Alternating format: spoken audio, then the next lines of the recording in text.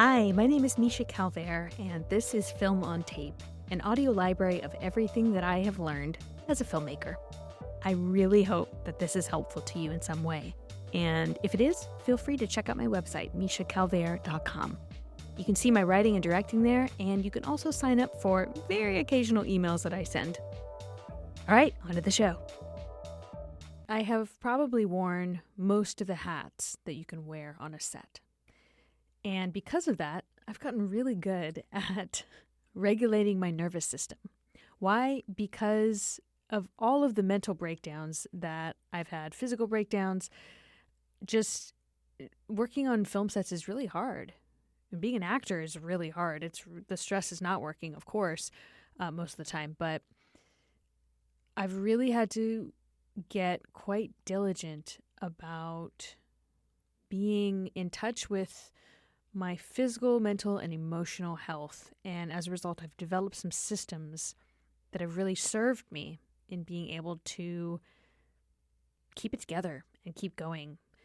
Mental breakdowns are not glamorous. They're not really that funny. I make fun of them a lot, mainly because I have had quite a few in my time. But that's an exaggeration. I've had enough to want to find lightness about it. But, when you're going through a mental breakdown, it's really not fun or funny. I'm laughing at it now. But I think if possible, it's best to avoid them. Just like physical breakdowns. That's not fun either when your body literally just can't keep going because you burned yourself out from work. Something that I have also dealt with a lot. So I'm going to give you some tips that have really helped me. And when I'm on this list, like when I am doing everything that I'm about to tell you, I can work so much better, longer, faster. And it may not work for you, but a lot of these are kind of universal. So I'll just tell you what's worked for me, and hopefully it will infuse all of your work as a film and TV artist with resilience, durability, joy, energy, inspiration, all of the good things. One of the top ingredients in regulating your nervous system is getting adequate sleep.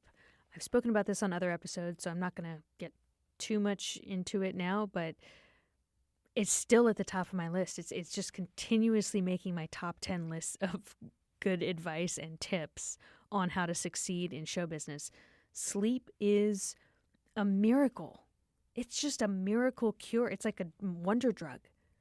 So basically, if I have slept 8 to 9 hours the night before, I'm essentially unable to have a dysregulated nervous system. If I have slept 6 hours or less the night before, I seem to be unable to have a regulated nervous system the next day. So that's just me, and I've also gotten more real about that and more honest with myself about that over the years, but I think now I'm very in touch with what my body and brain are needing. So I can say that as of now, it is number one on this list of things to regulate one's nervous system. The number 2 thing on this list is substances. And by that I mean a lack thereof. Now, I used to be something of a party girl. Yes, that's right. I would go out quite a lot in my 20s. I had a period where I was out at different clubs every night of the week. I was a little electro club kid. And then later, that turned into more of a European nightclub kind of experience. I know that sounds a little, vague. I would sometimes go to fly over. I think I was dating actually a couple of different guys who lived in England at different times. And I would go sometimes just for a 4-day weekend to party and see them. That really is not something that I think is sustainable for brain health, either the alcohol or other substances. So now I'm extremely sensitive. Now, I can talk about all this without feeling weird about it, because now if I have a single drink, I feel drunk. That's how low my tolerance has gotten. And maybe it's just because my body is now aware of the effects of alcohol and other substances, but like there was always a negative effect. It's just now I'm feeling the negative effect versus before I was desensitized to that negative effect. I think it's one of the most important things in being able to maintain control of your brain and your chemical composition in your body and your knee-jerk reactions to things. It's like I find that if I do party even just a little bit now, for a couple days, I'm not really able to control my nervous system in a way that feels comfy. So this is just something, obviously, a very personal choice, and I actually don't really care what anyone does who's listening. You know, it's your life. So on the other hand, in defense of that sort of lifestyle, it can be very fun. The best nights of my life have been at a nightclub in Europe, like basically at a rave, like multiple times. Those were the best nights of my life. My brain was flying so high and having such a great time and surrounded by really exciting people. Party friends are not real friends. I'll say that. But now the way that I'm able to consistently work 80-hour weeks is by controlling really carefully what goes into my body. So if you are waking up and just consistently not having enough energy, or you're having a foggy head, or you're not able to deliver at the level that you would like or that you know that you're capable of, check out this category of substances and see if there's something that you can dial in a little better to try and get where you want to be. Not to sound like your mom, I just find that it's one of the single most affecting things that I can do that's either going to give me more success at what I'm trying to get accomplished or less success. I do drink coffee and tea. I wish that I didn't, but it's basically the only vice I have left. So maybe a year from now, you'll catch me on here saying that I've given that up, and I'm very happy to have done so. But as of now, I drink maybe 3/4 of a pot of tea a day. Next on my list of things to do to keep my nervous system regulated is exercise. Now, like sleep and substances, this can be an aggregate effect. So I might not feel it immediately after I exercise. Actually, I do. Never mind. I actually really do. I feel great after I exercise, but it also stacks. So day after day, like if I go 3 days without exercising, I feel that, and it's built up, and there's this backlog of lethargy and demotivation and maybe even like a blow to my self-esteem a little bit. But if I am on a streak where I'm working out 5-6 days in a row, even if it's just going for, a jog 3 of those days, like it doesn't have to be going all out at the gym, but if I'm moving my body well for 5 or 6 days in a row, that stacks too. And my mental clarity is usually quite high at the end of a week like that. I try to make all my weeks like that, but like this week, I've been working at my desk till midnight every night. I have not had time to move my body because I've had some crazy deadlines. So it's more about building it in habitually, finding slots in the day that make sense to do it, and then just finding something that you really love to do. I love going to gym classes. I'm not great just wandering around the weight sets, but going to actual gym classes and then playing soccer, I love that. Going for a jog, I'm talking light jog. We're not running. But I listen to my favorite podcasts, and sometimes I'll listen to these episodes to do a pre-edit what the team is sending me to make sure that, so I'm multitasking, which I love. I love multitasking more than I love jogging, but I get to do both. So finding something that's fun and then doing it basically every day. I mean, if you're injured, that's another story, but basically every day, moving your body, it's so good for the brain. And I find that really gives me more of a sense of control over my life psychologically, and then also physically, biologically, more control over how I'm feeling and my energy levels on a day-to-day basis. Okay, I am interrupting myself for one hot second to let you know that this month, secretly, it's every month, I am doing a giveaway of 1 free hour of coaching with me to someone who leaves a 5-star review. Make sure that your first name and your last initial are in the review. Drop me a DM on Instagram and let me know that you submitted, and then I'm just going to pick at random. I really appreciate you listening, and I so appreciate you leaving a 5-star review. Thank you. And now back to the show. Now let's get to what happens if you're finding yourself in a state of nervous system dysregulation.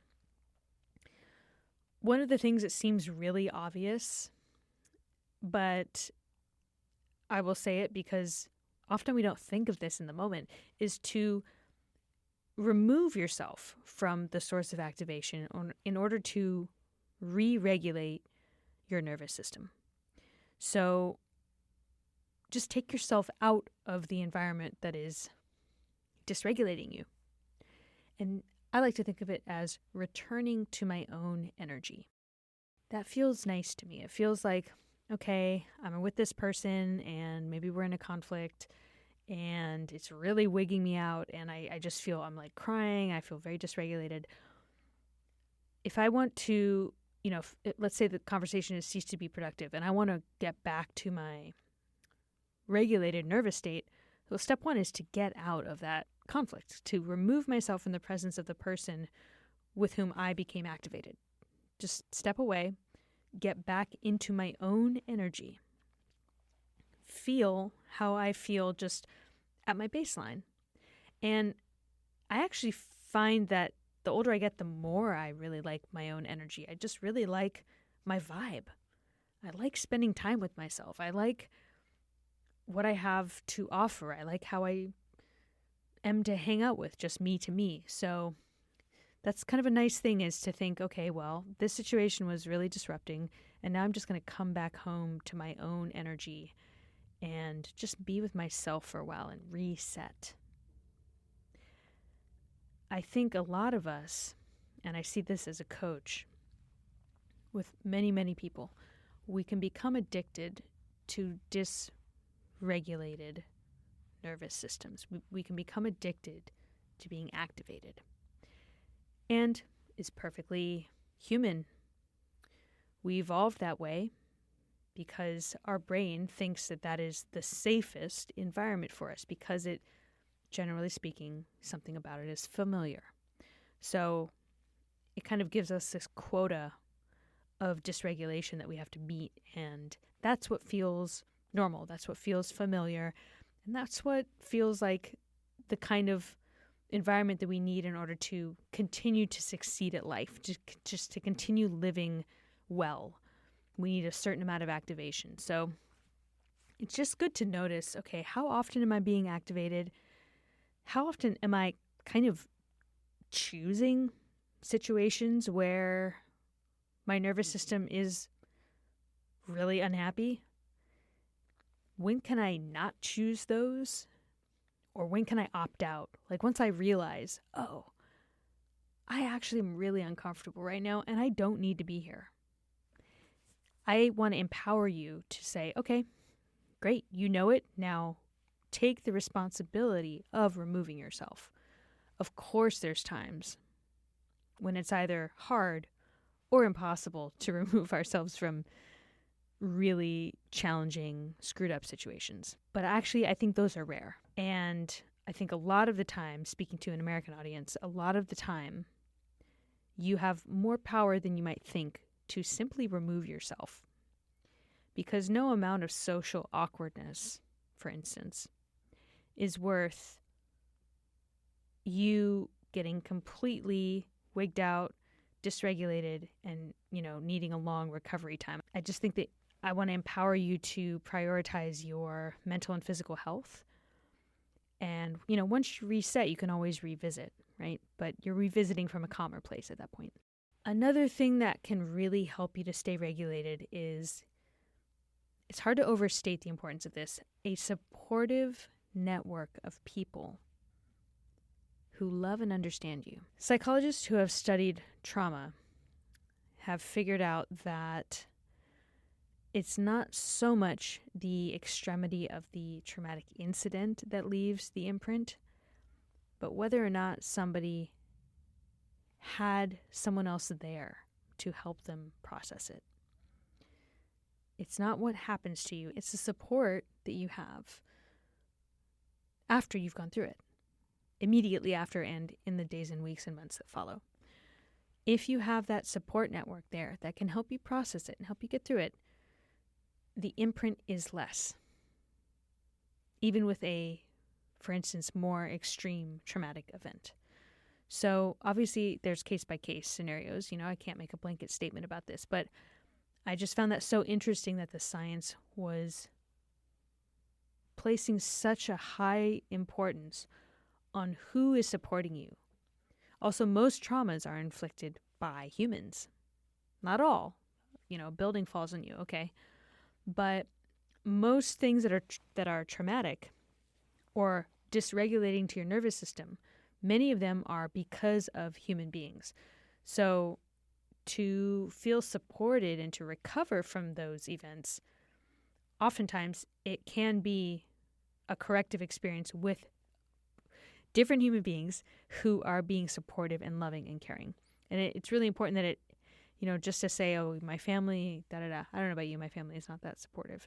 So they need to be actually loving, caring, affectionate, understand you, support your choices as an artist. That's a big one that comes up with my clients is, their family loves them, but they just can't really support or get behind their choice to be an artist, their choice to be an actor. So make sure that you have a supportive network of people who really fully are behind you in this. They love you and they support your choices and they think that you know what's best for yourself. One of the top ways that I regulate my own nervous system is through daily hypnosis. I feel a little vulnerable saying that. I feel a little bit like someone listening is maybe going to judge that, or it sounds a little woo-woo weird, or I don't know, like magician.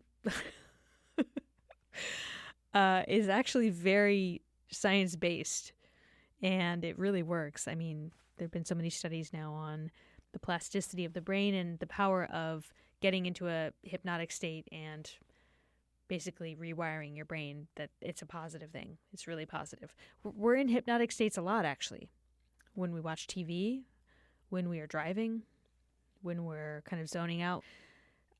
There's so much I could say about this. Also, right when you wake up and right before you fall asleep, your brain waves are in a different setting than they are when you're consciously going about your day. So you're very susceptible during those times. And that is the time that I listen to this guided hypnosis every single morning when I'm getting ready for my day. I just pop on the earphones and get dressed, and I'm listening to these hypnosis tracks to try and regulate my nervous system and to put me in a positive place, in a place where I'm feeling like I can face the very long list of goals that I have ahead of me. That's a new thing. If you had asked me a couple of years ago, would I do that? Absolutely not would be my answer. I don't think I would have the patience. I don't think I would have the time, or I wouldn't have thought I would have had the time. But it's just not true. I found a way to fit it in, and it has so benefited my life. It has made these 80-hour weeks possible. It has made my relationship to myself so much better. It's really increased my confidence. And then all of that, as a result, has me better able to face dysregulating events. I mean, I've been through some pretty tough shit the past year.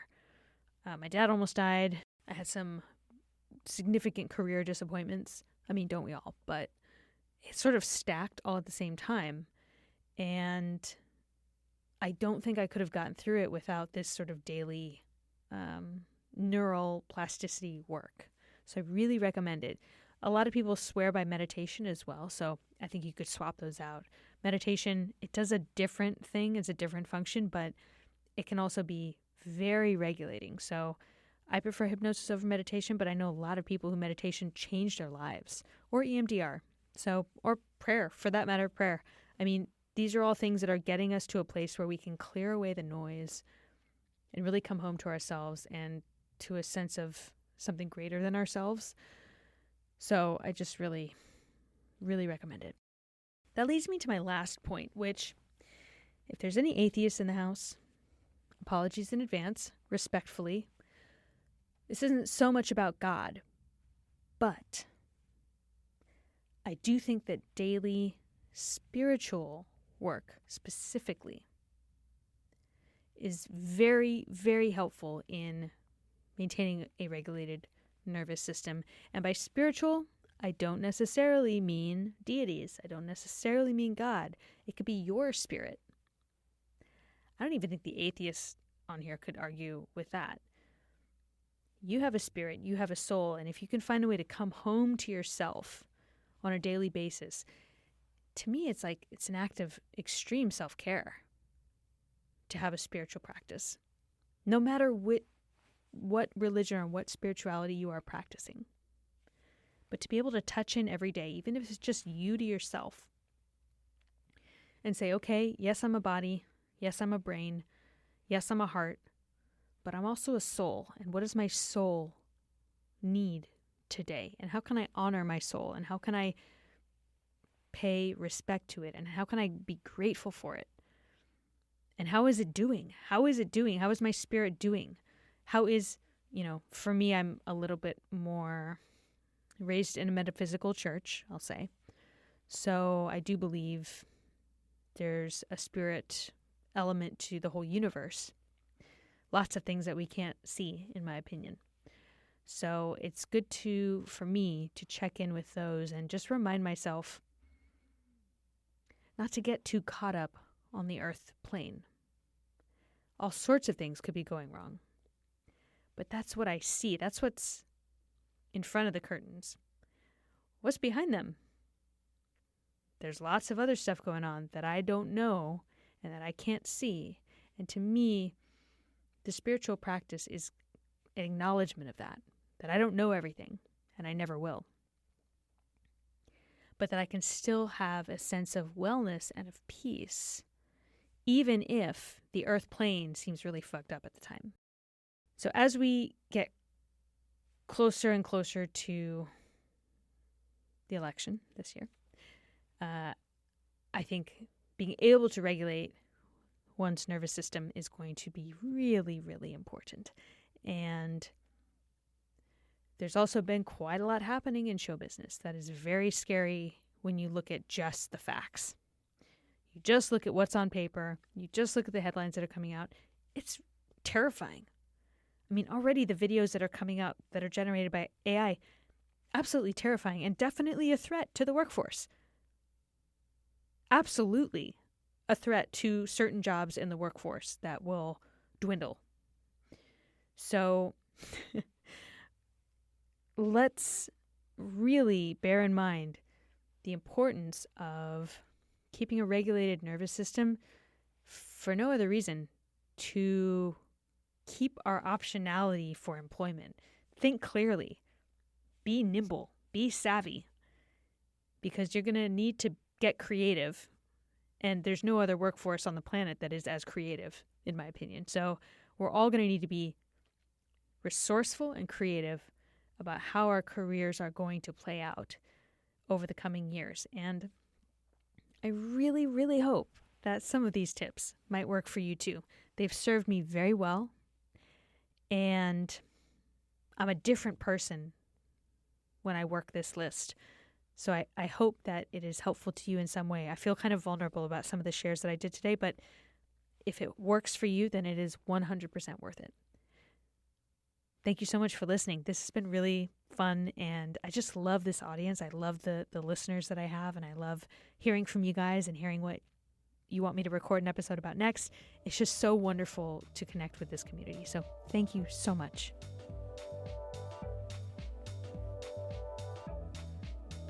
Thank you so much for listening to Film on Tape. I really hope that it was helpful to you in some way, and if so, please feel free to leave a 5-star review so that other people know this is a good podcast.